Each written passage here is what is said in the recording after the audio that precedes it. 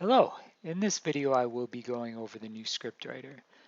The reason we had to make changes to our scriptwriter was because of the new SureScript standards and certification requirements that we had to meet in order to keep providing eScript services for our clients.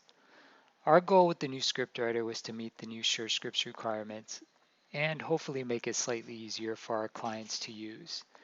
We tried to achieve this by cleaning up the interface a bit so that it appears less busy than it did before. We think you will like the new changes. Okay, let's get started. Let's head into a test patient's chart, and from there we'll click on script to access the new scriptwriter. Here's the new scriptwriter. Let's do a quick overview. At the top, you'll see the patient information section, which will list the patient's demographics, any meds they're currently on, and any allergies they may have. In the middle is the script section where you will write the script itself. Right below that is the formulary information, which I will go into a little bit more detail a little bit later on in this video.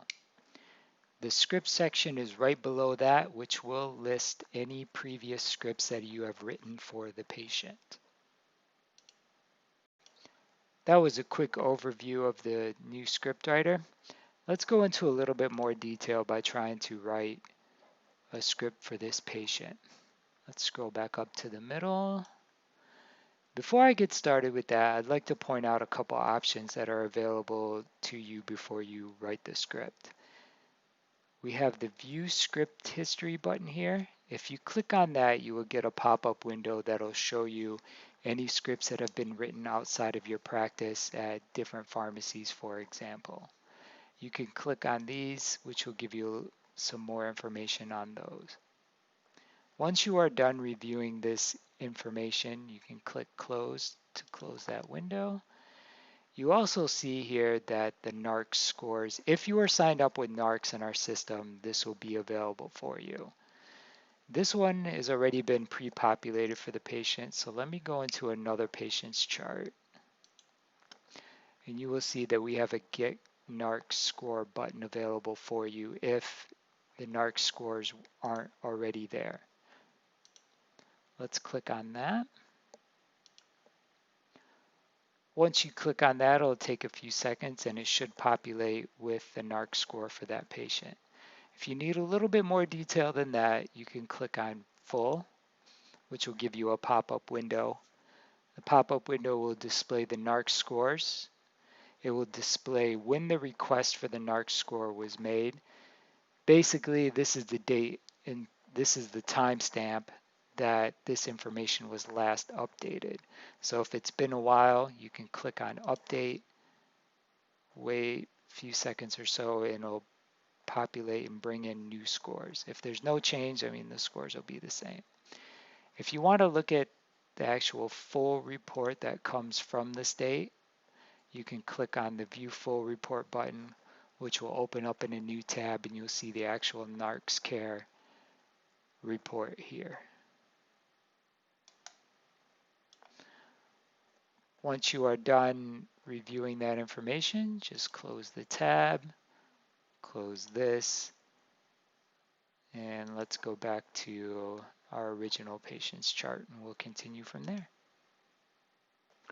Let's continue by trying to write a script for this patient. In this example, I'm going to be writing a script for Nexium. Let's start by going to the search bar and we'll search for Nexium. As you start to search for the medication that you will be writing the script for, you will notice a drop down that will show you the different strengths or different ways that you can write the script for that medication. Go ahead and select the one that you are looking for. In this example, I'll select this one. Once you do that, if that medication has any information that the provider should be made aware of, you will get a little pop-up box such as this one that will show you that information. Cool thing about this pop-up box, it will contain information that will be relevant to this patient. For example, it might contain drug-to-drug interactions, and that information is based off of the active meds list in the patient's chart. Once you are done reviewing that information, go ahead and click on Close. Take us back to this. You will see that some parts of this script have already been filled out depending on the option that you chose from the search. You will see the units and the sig, which is automatically picks the default dose for that script, for that medication, excuse me. After you select the medication, you will see that the med class here has been filled out as well. Its generic equivalent, whether it's a schedule or not, so on and so forth. You can click here, the little I, which will give you more information about Nexium in general. If you would like to print that information and give to the patient, you can click Print, or once you are done reviewing that information, you can click Close. If you click here, you will also get some more information about it as well. Click Close once you are done reviewing that. If you would rather write the generic version of Nexium, you can always click here, which will change it for you, as you can see. For the purpose of this example, we're going to go back to Nexium. So let's just erase this. Let's pick Nexium. Let's click Close.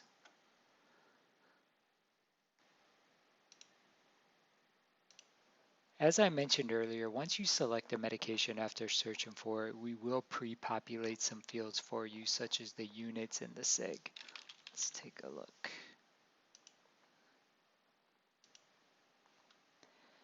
The sig comes from the default dose for that particular med that you're searching for. So it will change based on the medication that you pick. We'll just stick to this example. For the sig, you have a couple of ways you can modify that if the default dose is not what you are looking for. You could highlight and you could free type the sig. You can also, well, let's click on default dose. If you click on default dose, it will reset it if you made a mistake, and you can go back to how it was initially. You can also click the little gear wheel here, and it will bring back the old drop downs that we used to have in the old script writer if you prefer to write it that way as well. You can always click here to collapse that. We hid these because they weren't required to begin with, but we know that a lot of our clients liked it for ease of use, so we did just make it an option to use. We also wanted to clean up the script area a little bit in order to not make it as busy as it was before.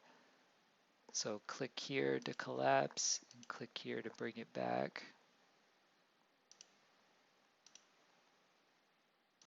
One other thing I wanted to mention here, we did get rid of similar scripts as well.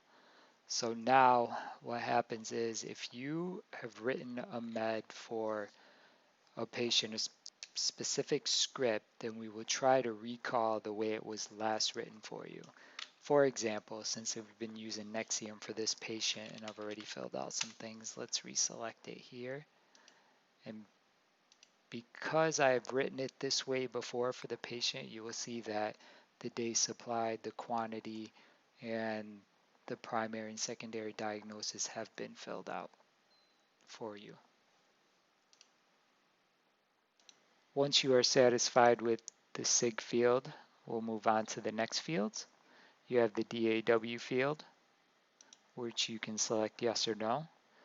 You have the package field, which depending on the medication that you're writing the script for, you'll have different options here. If it's applicable to the script, go ahead and please select it. If not, you can just leave it blank. The days supplied and the quantity and the refill fields are mandatory.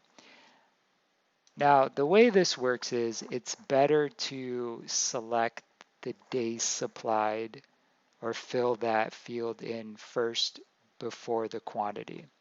If you do that, for example, let's just select days supplied of 1. And you will see that it'll automatically fill in the quantity here. The reason for this is we try to do the calculations to fill out the quantity for you based off the days supplied. Now, please bear in mind that even though that we're trying to fill this based on the drug database and the drug and the medication itself, the information that we have, it may not always be accurate. So please pay attention to the days supplied in the quantity field to make sure that they are what you are looking for. Let's clear this out real quick and go over one more thing here.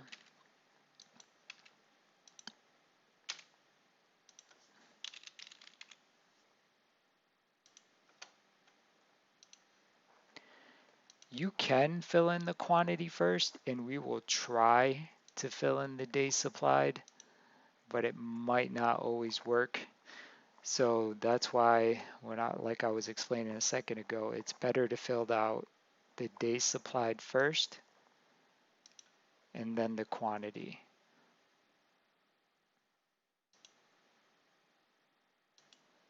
Let me go over one more example to show you the relationship between the package field, the days supplied quantity, refills, and units field. Let's go ahead and select a different drug here. We'll start with Ventolin.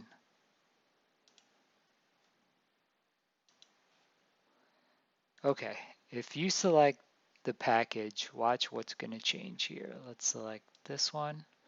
You'll see that we'll change it to gram. We'll fill in the quantity, and then you will have to fill in the days supplied.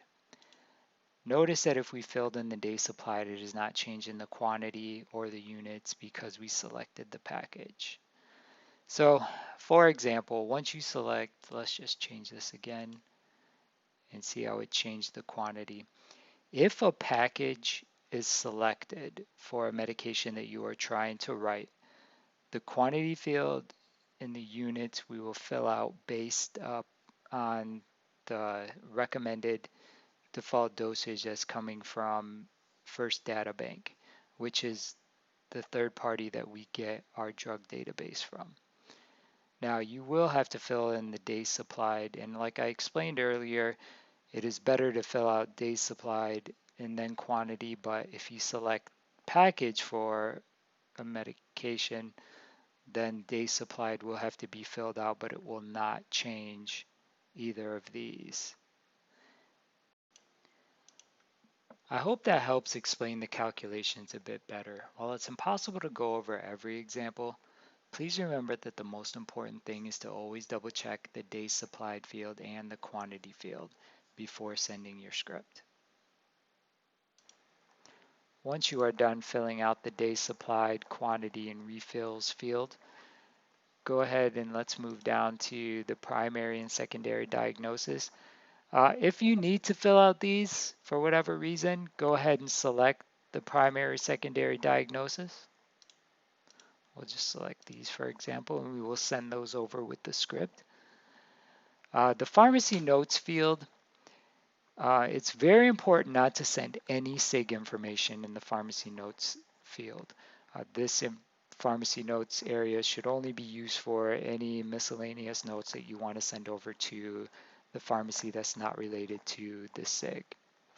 If you have anything that you need to send, go ahead and type it in. If not, you can leave it blank. Over here in this section, please make sure that the correct provider is selected. Also make sure that the correct pharmacy is selected, whether it be at the retail pharmacy or the mail pharmacy.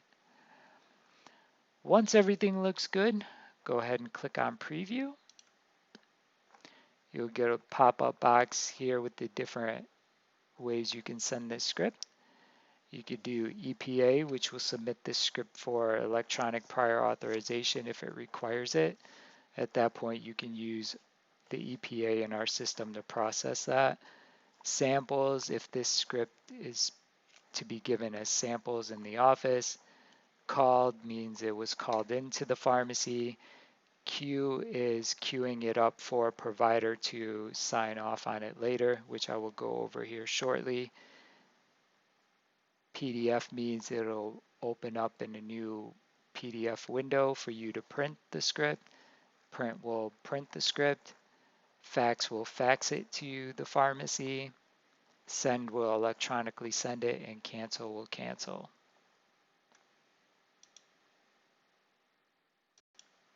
Before you send the script, please review the information here one more time. Make sure that everything is okay in the way you would like it to go. And then once you're done, select the option, and that'll do it. Let's go ahead and click send. Click OK. And if everything went successful, you will see that the message was sent successfully and verified. This means that it was sent to the pharmacy and their computer systems have acknowledged that they have successfully received it. If you would like to see that message again, you can always click on this bubble. We added this bubble recently to show you these messages that only get displayed for a short period of time. In case there was an error message and it disappeared too fast, you couldn't read it, you can click on that little chat bubble and it will bring it back up. Let's go over queued scripts really quick. Let's start by queuing a script here. We'll select Nexium, click Preview, click Queue, click OK. Once you queue a script, it goes to a provider for approval. The provider can then click on Preview Queued, where they will see all the queued scripts for that particular patient. From here, they can delete it, they can send it, fax, print. If they want to get back to the script screen, they can click here, which will go back to the script screen for that patient. If they want to rewrite it. If this script is no good, they can click on delete, which will take it out of their queue. Another way to access the queued scripts area for a provider is, let's just say we add another one here.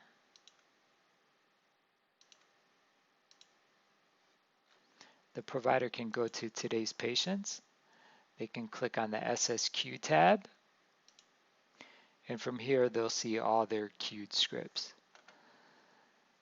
Couple options here. You can click on the S, which will take you to the script screen for the patient's chart. And from there, you can do preview queued, like I mentioned earlier.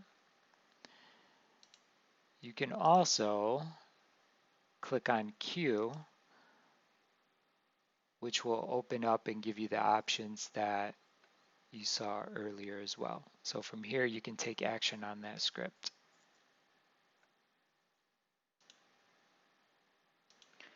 That covers queued scripts. Just remember that the scripts do not actually go out until the provider goes to their queued scripts area and takes action on those queued scripts. The next thing that I would like to go over is electronic prescription of controlled substances, or EPCS for short. Let's start by selecting a controlled substance. We'll use Norco for this example. Click close. We'll go ahead and fill it out as normal. Let's just do 2. One thing you'll notice is under schedule, it'll be highlighted in red if the system detects that the medication that you're trying to prescribe is a controlled substance. Once you have everything else filled out, go ahead and click on preview.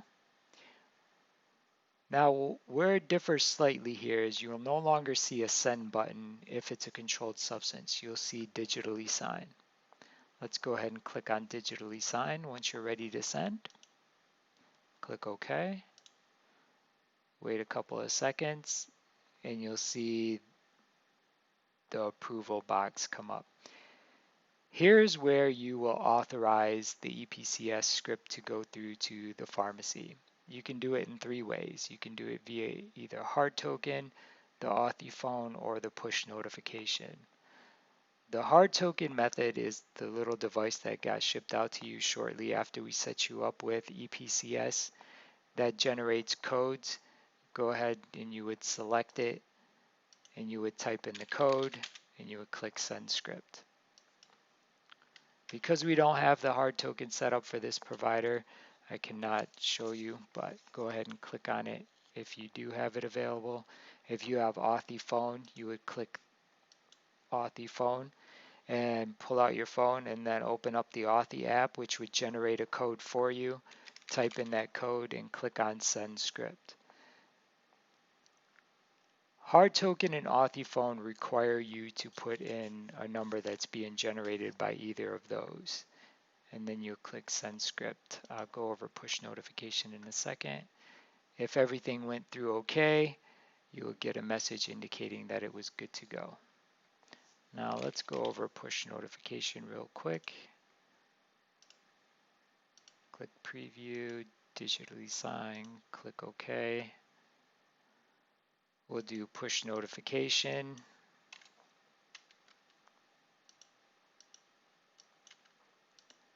What push notification will do is it'll send a notification to the Authy app on your phone asking for your approval. So at that point you would open up the Authy app on your mobile device and you would approve the script and then it will get sent to the pharmacy. That'll wrap it up for EPCS. That will wrap it up for EPCS. I want to spend a few minutes to go over the formulary section for the patient. Let's go to this patient since it'll give us better examples here. Let's go to script. Let's search for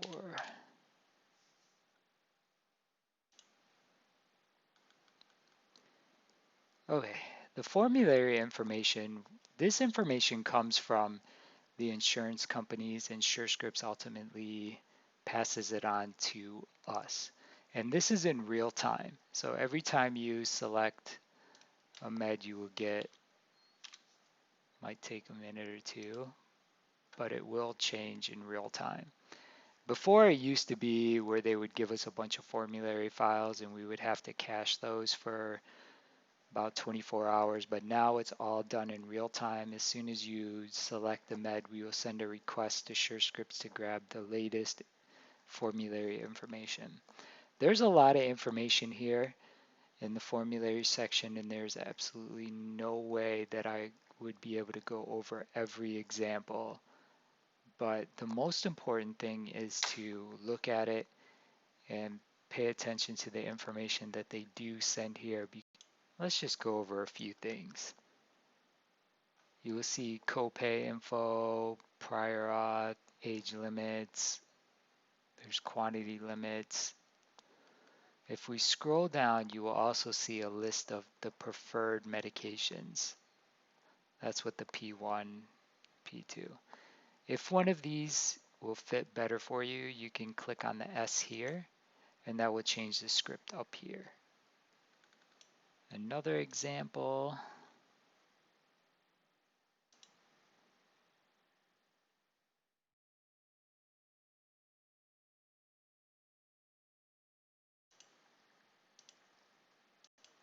Let me go over another example that will show you some different formulary information.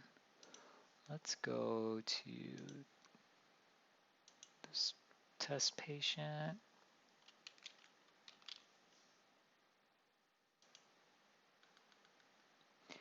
If we scroll down, you will see that we also receive in the formulary section real-time cash benefits for the patient.